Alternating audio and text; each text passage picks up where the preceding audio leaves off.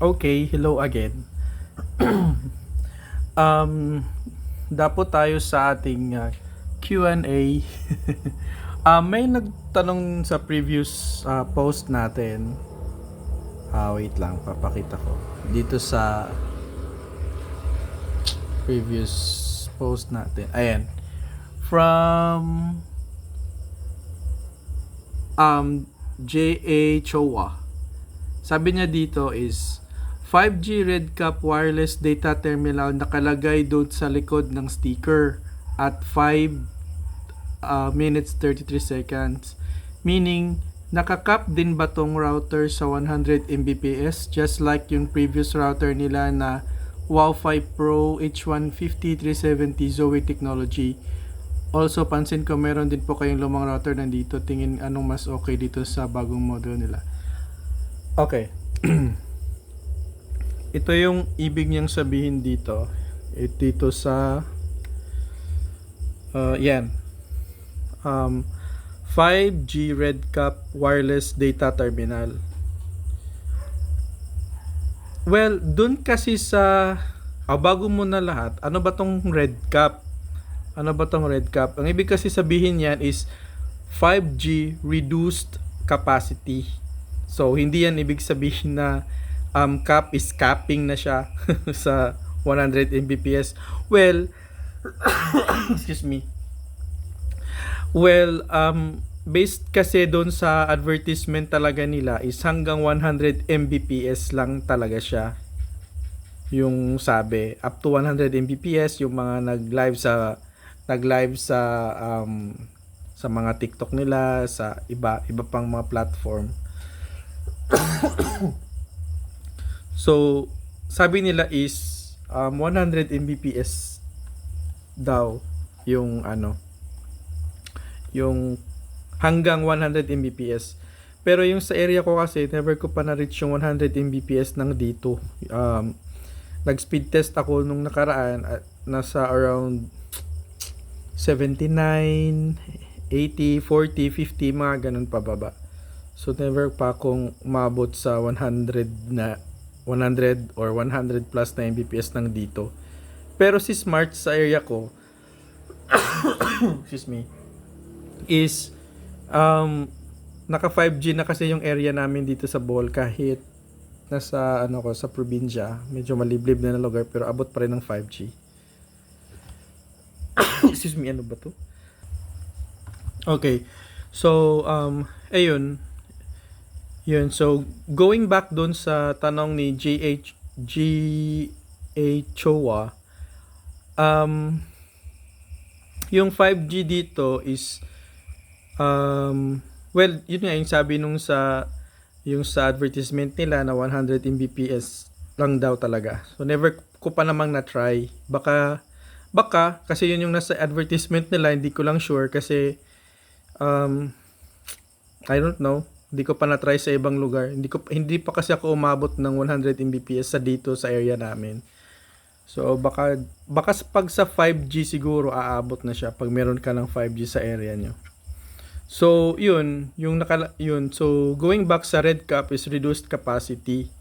So sir, ano po ba yung reduced capacity na yan? Pansin nyo, yung sa ibang modem, ganito kasi yun, no? Ito na lang, to 5G. Ayan, 5G to ng, ano ba to? Brovie, yung sa PLDT, yung H155382. Yan yata yung, yan yung PLDT lock. So, ito kasi yung full 5G. Ibig sabihin nito, full 5G talaga siya. So, pag binuksan kasi natin to, marami tong mga pyesa sa loob. Like, meron akong na-modify na nito eh. Ito, kinulayan ko lang pero PLDT din to. Ayan. Like, dito sa loob nito, kung sino yung nakapag buting-ting na nito, pati ito, 3, ano ba to? 381. Kung sino yung nakapag-modify na ng antena nito. Sa loob kasi nito, para siyang mini cell site. Marami siyang piyesa sa loob. So, kapag 5G RedCap terminal ka, ito, pinaliit siya na version ng 5G. So, dun sa previous vlog ko, binuksan ko to, maliit siya dito, maliit na yung, teka, buksan nga nga lang ulit natin, wait lang. Okay, so ayan, binuksan ko na para sa inyo. Excuse me. Ayan. So, kung mapapansin nyo, eto na lang siya.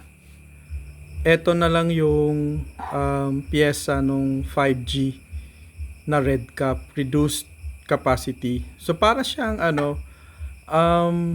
unlike dito, unlike sa mga 5G talaga na modem, meron siyang sa loob, yung niya dito sa loob, talagang, sige pakita ko na nga lang, wait lang. Okay, so ayan, kinornilyo ko na. Buksan ko na lang to para makita nyo talaga. Paano ba to? Ayun. So, eto siya sa loob. Yan. So, mapapansin nyo, ang dami-daming pyesa niyan sa loob. Ayan o. Yan, may mga antenna 1, antenna 13. Sobrang dami niya dyan o. Diba? Para siyang cell site din. Umabot pa siya ng, basta marami tong antenna. Ayan o. Dito, may mga antenna. Ayan, mga antenna niya yan. Ito kasi, minodify ko to. Ako lang itong nag-modify para malagyan ko ng external antenna. So, going back, pinagkaiba nila is, ito si RedCap, reduced capacity, yan lang siya. Parang simplified version siya ng 5G. Reduced capacity. Ayun, makita nyo sa module niya. RedCap, 5G RedCap. So, paano ba ipaliwanag to sa simpleng paraan? Simple na yata yun. So, parang ganito yun.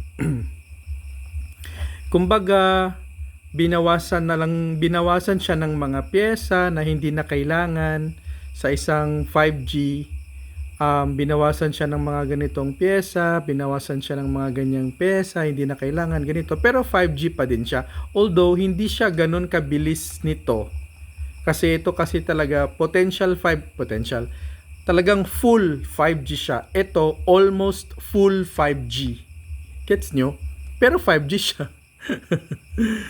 Gets nyo? Parang, kumbaga, yung gap nito kasi, yung gap ng 5G speed, ito, yung gap ng 5G speed sa 4G or sa mga luma, parang pinaglapit niya to make magandang speed sa isang 5G RedCap. So, para din makatipid yung mga kumpanya na hindi na maglagay ng mga iba't ibang pyesa ng ganito, tsaka din siya less power consumption. Hindi ko lang kung ilan yung nito, pero as per 2 ampere. Ayan sa input niya is 2 ampere. So ito din ay 2 ampere. So ayun. Kaya mas maliit siya, mas handleable compare dito. Ito kasi mabigat. May mabigat siya konti. Pero ito kasi parang ang gaan lang nito. So yun yung konting difference niya sa full 5G. Tapos ito kasi 5G RedCap. So reduced capacity siya. Gets nyo na yung difference na parang binawasan siya ng mga iba't ibang parts na hindi naman na pwede na tong ganyan. Kumbaga sa bahay parang okay na to kahit wala tong ganitong bubong, palitan na lang natin ng ganito, or okay na yan pag wala na yan, basta as long as na ma-maximize pa rin niya or nakakapag-deliver pa rin siya ng mabilis na internet connection. So, ayun. And yun yung ano niya, baka malito kayo dun sa ibig sabihin ng red cap. Yun, reduced capacity siya. Baka kasi yung iba, pag nakita nila red cap, baka sabihin, kaya pala red cap kasi capping. Pero, parang like I said, ibig sabihin ng red cap ay reduced capacity. So, yung mga piyesa lang niya. Pero sabi kasi sa hanggang 100 Mbps lang talaga. Hindi ko sure kung may mga reported na mga users ba sa under 5G nang dito kung lalampas ba talaga siya ng 100 Mbps. So, kung meron kayong ganito at yung may mga subscriber ako na may ganito din, paki-comment nga kung lumampas ba siya ng 100 Mbps or talagang 100 Mbps lang siya. Kasi never ko pa na-reach walang 5G sa lugar namin, pero reach lang ako dito ng 70, 60, 50, 40, 30, ganun. So, yun. Tapos sabi niya is, also pansin ko meron kayo lumang router ng dito. Tingin ko anong mas okay dito sa bagong model nila. Wala ako nung ganito. Ito kasi sa PLDT, ito yung 535932, ito yung luma. Pero parang ganito ang forma nun. Tingin ko, hindi ko pa na-try yun pero tingin ko yun kasi parang 5G standalone din yun. So, mas okay naman siguro yun kasi nalalagyan yata yun ng external antenna sa likod. Hindi ko lang sure kung pwede, pero mayroon yata siyang pwedeng pagkabitan ng antenna sa likod. So, parang ganito yung ganito yung itsura nun. Pwede siyang pagkabitan. Ito kasi parang minodify ko lang to nilagyan ko lang to. So, wala siyang pagkakabitan ng antenna. So, kayo kung pwede kayong maglagay ng antenna dito. Yun, siguro same lang din, depende sa needs mo. Kung malapit ka naman sa tower, kung may 5G ka naman, or malakas naman yung dito sa area mo, eto mas okay. Never ko pa din naman na-encounter na mainit or overheat. Wala namang ganon. Tsaka yung wifi niya, okay naman, stable. Yung sa Zoe kasi na 150370, hindi ko pa yun natatry. Pero yun nga, ang kagandahan lang nung nakita ko is meron yata siyang external antenna sa likod pa na pwedeng pagkabitan ng external antenna. So, yun lang guys. And sana may natutunan ulit kayo sa munting lesson natin about sa mga modem. So, sa next vlog ko na i-discuss tong mga iba't ibang modem natin. Yun. Thank you ulit guys. God bless.